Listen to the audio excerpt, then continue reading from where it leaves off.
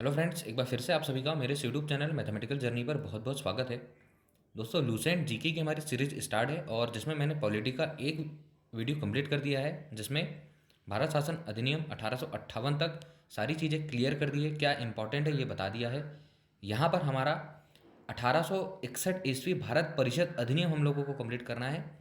फटाफट स्टार्ट करते हैं। देखिए, जो जो इंपॉर्टेंट होगा उसको आप लोग लिख लीजिएगा और लूसेंट से इंपॉर्टेंट जो चीज़ें होती है उसको याद रखिएगा। बाकी क्या नहीं पढ़ना है वो मैं आप लोगों को बताऊंगा।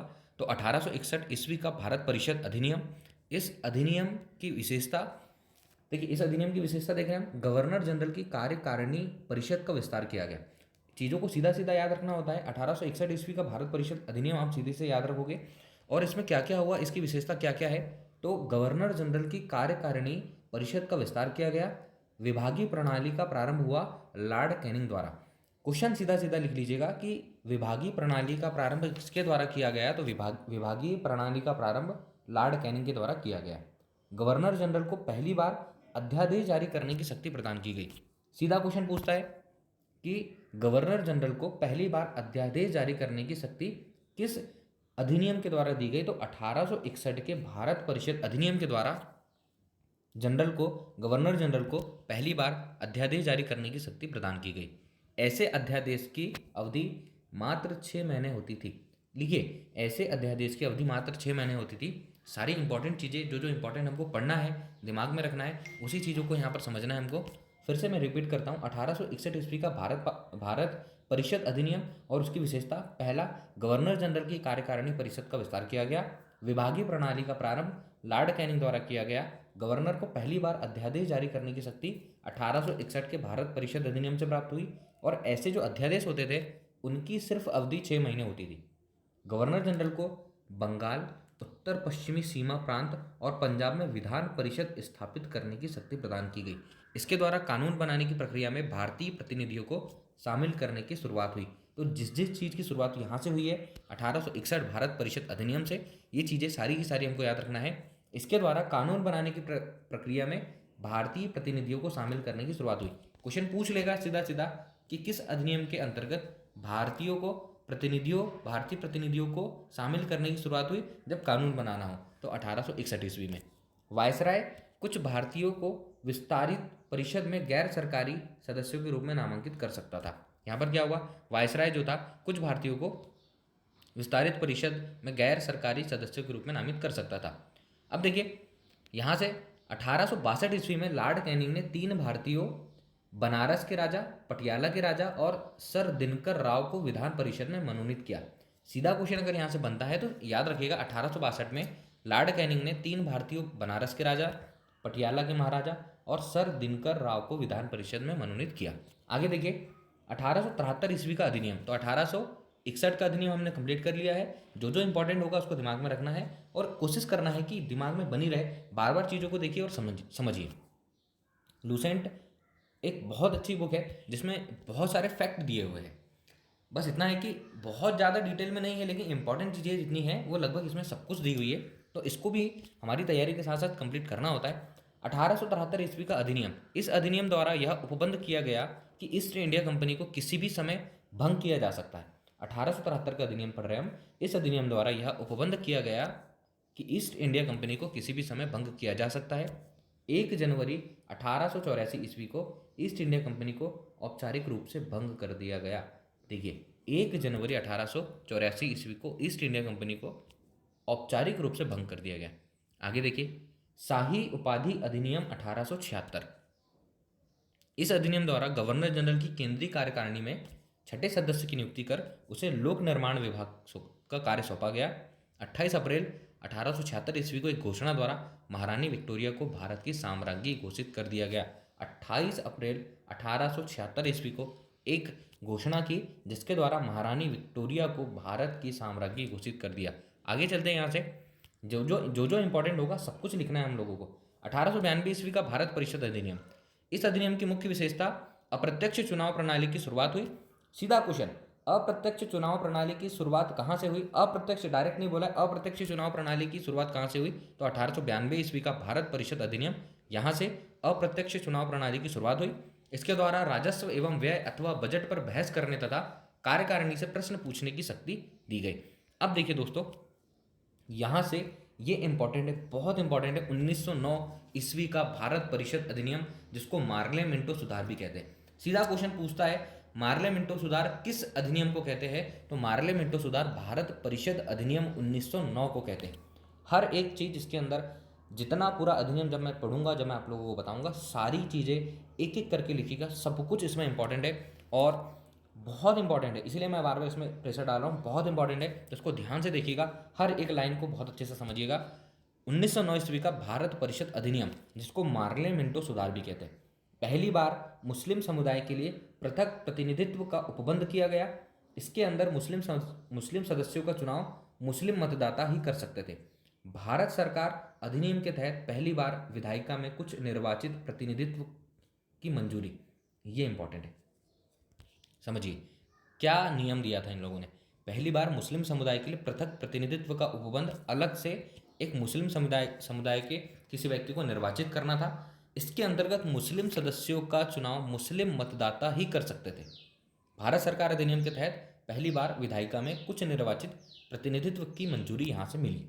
इस प्रकार इस अधिनियम ने सांप्रदायिकता को वैधानिकता प्रदान की और लॉर्ड मिंटो को सांप्रदायिक निर्वाचन का जनक, सांप्रदायिक मतलब किसी धर्म विशेष के लिए चुनाव करवाना, तो सांप्रदायिक निर्वाचन का जनक लॉर्ड मिंटो को कहा जाता है। मोस्ट इंपॉर्टेंट क्वेश्चन, सांप्रदायिक निर्वाचन का जनक, तो सांप्रदायिक निर्वाचन का जनक लॉर्ड मिंटो को कहा जाता है। सांप्रदायिक निर्वाचन का जनक लॉर्ड मिंटो, बहुत इंपॉर्टेंट क्वेश्चन है, ध्यान रखिएगा। 1909 का भारत परिषद अधिनियम, सांप्रदायिक निर्वाचन का जनक लॉर्ड मिंटो को कहा जाता था। ऐसा चुनाव करवाने वाला था जिसमें किसी धर्म विशेष से अगर कोई व्यक्ति खड़ा होता है तो उसको सिर्फ उसी धर्म का व्यक्ति वोट दे सकता है। आगे चलते, भारतीयों को भारत सचिव एवं गवर्नर जनरल की कार्यकारिणी परिषदों में नियुक्ति की गई। केंद्रीय और प्रांतीय विधान परिषदों को पहली बार बजट पर वाद विवाद करने, सार्वजनिक हितों के लिए विषयों पर प्रस्ताव करने, पूरक प्रश्न पूछने और मत देने का अधिकार मिला। मत देने का अधिकार 1909 के भारत शासन अधिनियम से मिला। प्रांतीय विधान परिषदों की संख्या में वृद्धि की गई। सत्येंद्र प्रसाद सिन्हा वायसराय की कार्यपालिका परिषद के प्रथम भारतीय सदस्य बने। क्वेश्चन अच्छा है, सत्येंद्र प्रसाद सिन्हा वायसराय की कार्यपालिका परिषद के प्रथम सदस्य यहाँ से बने, उन्हें विधि सदस्य बनाया गया। इस अधिनियम के तहत presidency, corporation, chambers of commerce, विश्वविद्यालय और जमींदारों के लिए अलग प्रतिनिधित्व का प्रावधान किया गया। 1909 ईस्वी में लॉर्ड मॉर्ले इंग्लैंड में भारत के राज्य सचिव थे और लॉर्ड मिंटो भारत के वायसराय। 1909 में तारीख याद रखना है, लॉर्ड मॉर्ले इंग्लैंड में भारत के राज्य सचिव थे और लॉर्ड मिंटो भारत के वायसराय। आगे चलते, और मोस्ट इंपॉर्टेंट यहाँ पर 1919 ईस्वी का भारत शासन अधिनियम, जिसको मॉन्टेग्यू चेम्सफोर्ड सुधार कहते हैं। ऊपर वाला अलग था 1909, ये 1919, ये भी बहुत इंपॉर्टेंट है और इसके हर एक क्वेश्चन हमको अच्छे से याद रखना है। ऊपर हमारा सबसे अच्छा क्वेश्चन, सांप्रदायिक निर्वाचन का जनक, सांप्रदायिक निर्वाचन का जनक किसको कहते हैं? लॉर्ड मिंटो को सांप्रदायिक निर्वाचन का जनक कहते हैं, जो यहाँ का इंपॉर्टेंट क्वेश्चन था। लॉर्ड मिंटो को सांप्रदायिक निर्वाचन का जनक कहते हैं। सांप्रदायिकता से मतलब आप लोगों को समझ में आ गया, मैंने बता दिया। आगे चलते हैं यहाँ से, 1919 ईस्वी का भारत शासन अधिनियम, मॉन्टेग्यू चेम्सफोर्ड सुधार। इस अधिनियम की मुख्य विशेषता, पहला, केंद्र में द्विसदनात्मक विधायिका की स्थापना की गई, प्रथम राज्य परिषद और दूसरी केंद्रीय विधानसभा। राज्य परिषद के सदस्यों की संख्या 60 थी, याद रखना है। 1919 ईस्वी के भारत शासन अधिनियम को मॉन्टेग्यू चेम्सफोर्ड सुधार अधिनियम कहते हैं। इस अधिनियम की मुख्य विशेषता, पहला, केंद्र में द्विसदनात्मक विधायिका की स्थापना की गई, प्रथम राज्य परिषद तथा दूसरी केंद्रीय विधानसभा।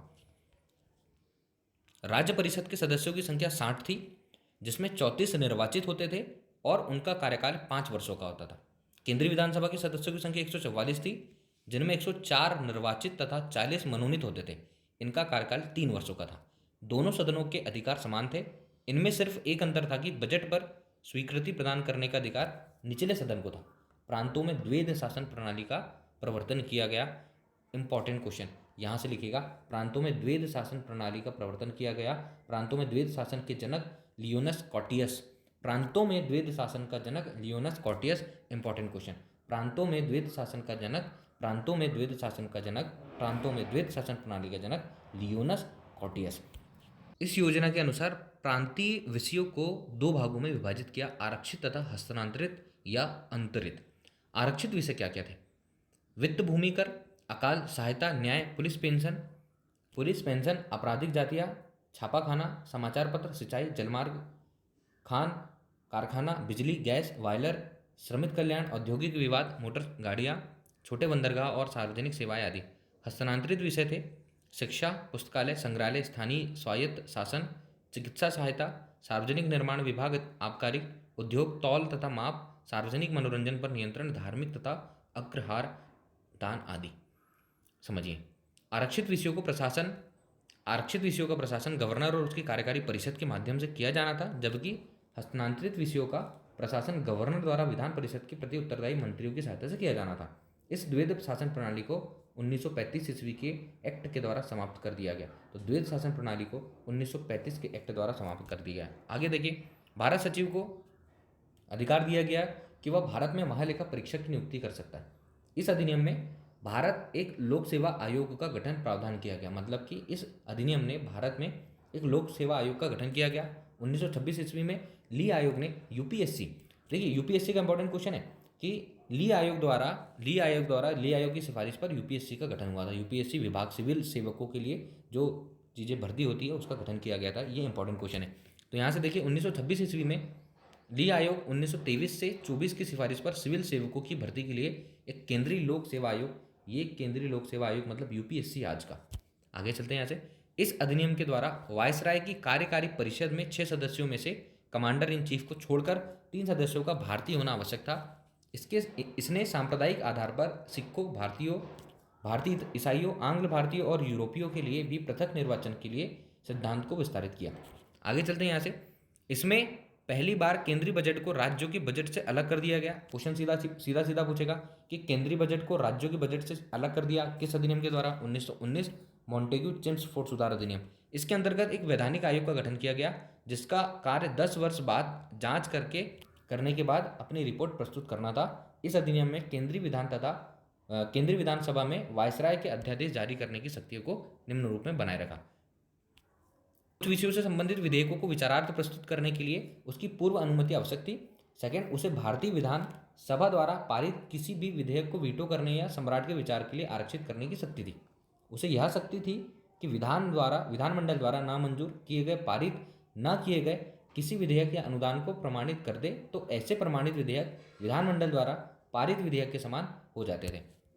वह आपात स्थिति में अध्यादेश बना सकता था जिसका अस्थायी अवधि के लिए विधिक प्रभाव होता था। यहाँ से देखिए, मॉन्टेग्यू चेम्सफोर्ड सुधार, भारत शासन अधिनियम 1919 द्वारा भारत में पहली बार महिलाओं को वोट देने का अधिकार मिला। उस समय इंग्लैंड के प्रधानमंत्री लॉयड जॉर्ज थे। तो दोस्तों ये हमारा भारत शासन अधिनियम 1919। इसके बाद वाली क्लास में हम भारत शासन अधिनियम 1935 पढ़ेंगे जो मोस्ट इंपॉर्टेंट होगा हमारे लिए। तो यहाँ पर याद रखना है मॉन्टेग्यू चेम्सफोर्ड सुधार 1919 भारत शासन अधिनियम, मार्लेमेंटो सुधार 1909 भारत शासन अधिनियम, सारे इंपॉर्टेंट है। जो इंपॉर्टेंट क्वेश्चन थे उसको आप लोग लिखिएगा, फिर से रिपीट करके पढ़िएगा। नेक्स्ट क्लास में फिर से मिलूंगा, तब तक के लिए थैंक यू सो मच।